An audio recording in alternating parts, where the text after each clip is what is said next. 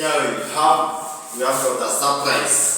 Any surprise yetu tumeletewa leo kazini. Wow. This is 680 total impact drill. With what? With hammer, variable speed na kadhalika. Vitu vingi hapo. Let's see.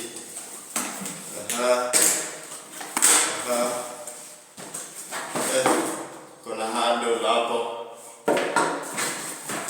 Manyo hapo. Nasoma manyo hapo baadaye. Then we have got our drill. There's no drill there. This done. I've got our drill there. So this is our 680 watt drill. Let's put the bar here.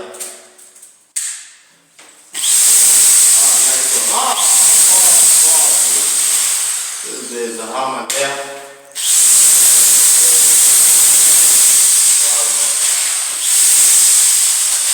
Nice one.